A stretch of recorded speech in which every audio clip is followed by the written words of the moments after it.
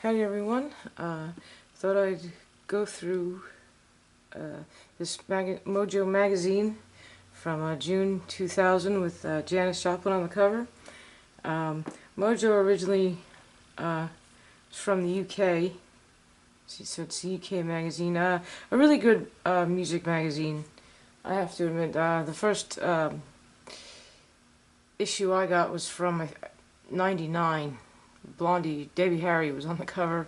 It was a great photo of her. So, yeah, I've always liked this magazine. Was really good. So we'll have a look through this whole thing, and there's some really nice photos of Janis in here, and you can see that's a nice cover there. That was taken by Baron Wallman in the fake concert that she did for him.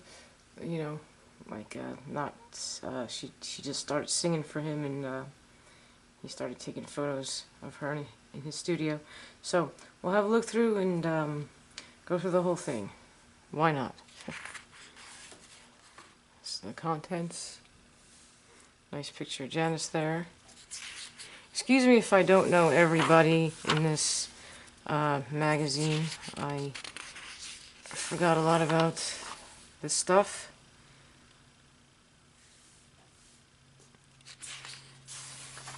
And excuse me if I am quiet through the thing, but that was a good album. Well, some songs on there were pretty good.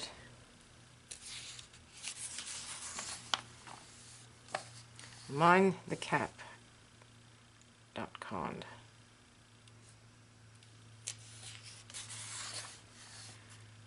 This was a pretty good movie about the Sex Pistols.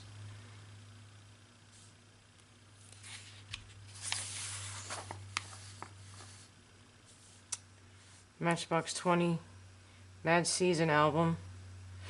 Had that really good song Bent on it, but I didn't really like the rest of the album. The next one they did was better.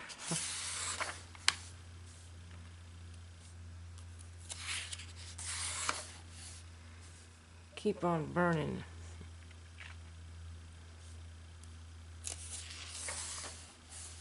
A Smashing Time.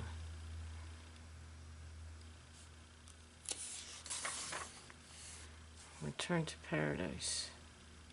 Wouldn't we all love to return to paradise?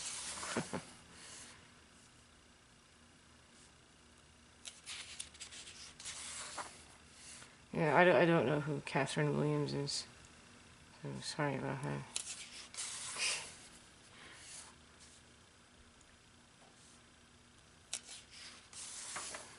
You know, most of these people, a lot of these people, older musicians, good musicians.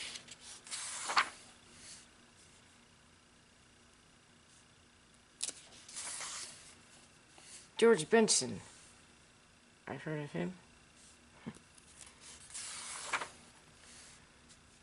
Born Lucky.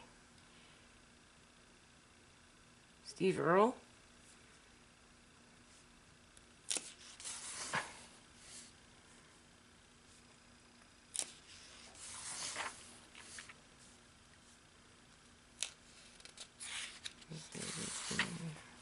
Lost in the Dark.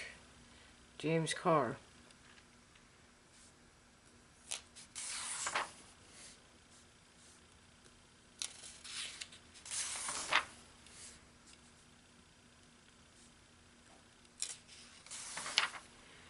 The Man That Got Away. Jeff Buckley.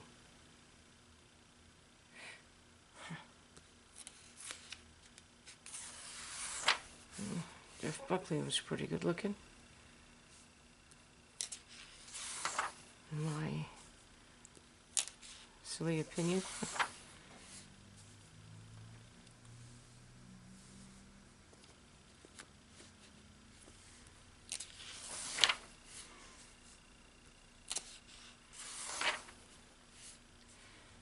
So I'm sorry if these are boring, but you know.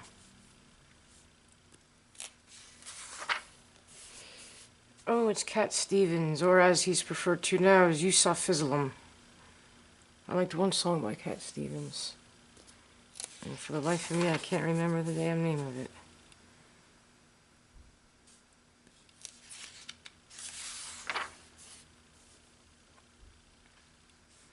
Best of Bob Dylan Volume 2. And this is the Janis Joplin interview. Or, yeah, it is an interview. It's the same David Dalton interview that's been that was published in that Janis book and a lot of books. I love this picture, though. God damn. There's just something very gorgeous about that picture, in my opinion. But yeah, this is like, you know, the stuff that's been published already by David Dalton.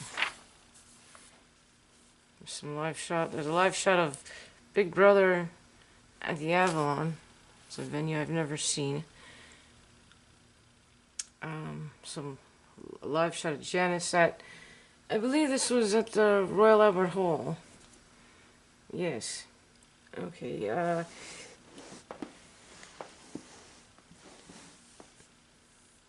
Big Brother, some outtakes from the Pearl photo session in London.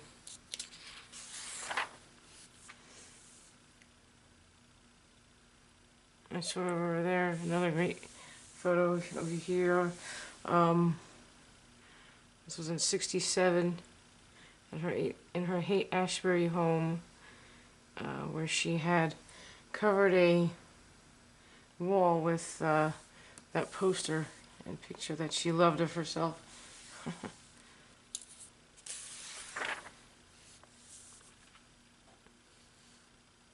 And Janis with an acoustic guitar.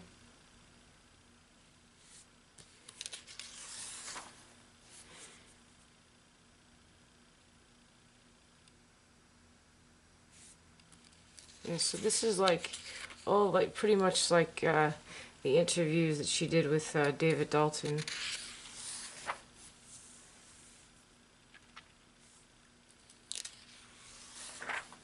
Alright, Love on the Tracks. Now this article goes over the Festival Express tour that they did in Canada in June of 1970, where somebody thought it was a great idea to get all these musicians on a train and travel across Canada and do shows. So I don't know if anything's ever been done like that since. Probably not. But these are, you know, everyone who was on the train. Another great photo of Janis. There's a whole film about it called Festival Express, DVD.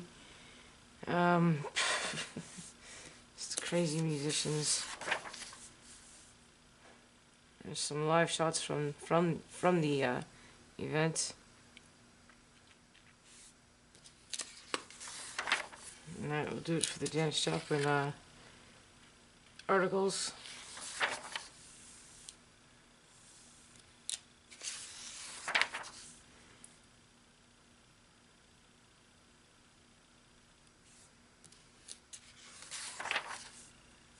Stop making sense. Thought that was a Talking Heads song or album.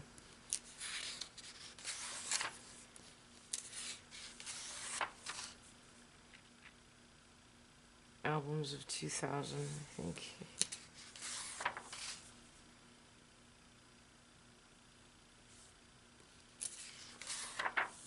And music back in the, well,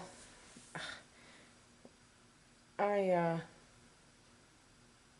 grew up in the 90s, supposedly, but I feel like I've grown up more in the 80s, right? And everyone always asks me, that's my generation, why don't you like Nirvana? Why don't you like the music that you're supposed to like? Why do you like all this older stuff? And well, my answer is always because I'm sorry, and no offense to anyone who loves the 90s stuff, but it wasn't very good.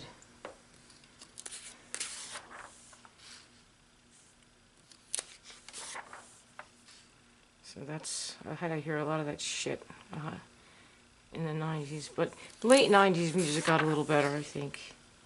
And then it, you know, kind of exploded with all these new bands coming out in the 2000s.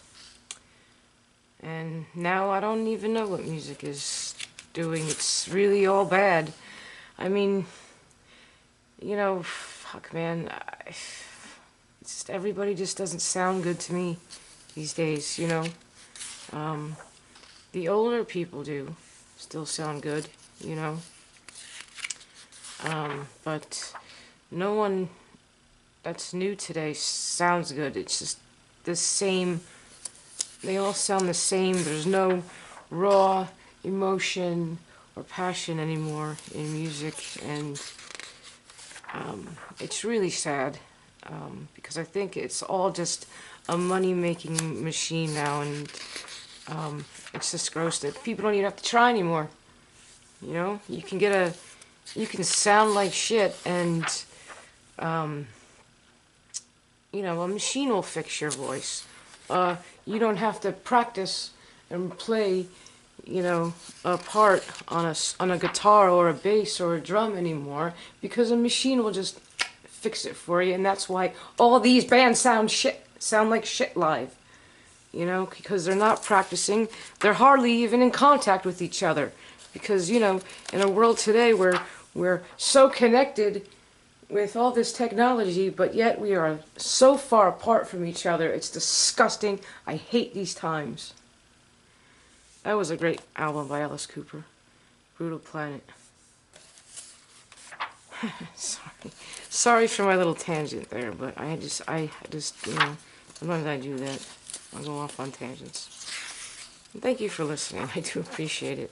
But, yeah, that was my first Mojo magazine that I ever got. February 99, with Debbie Harry Blondie on the cover. And I've always liked this magazine. Very good.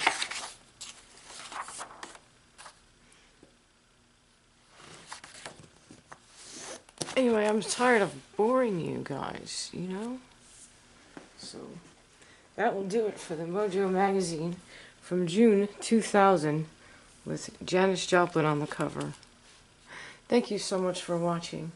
I really do appreciate it. You all take care of yourselves and take care of someone else. Bye for now.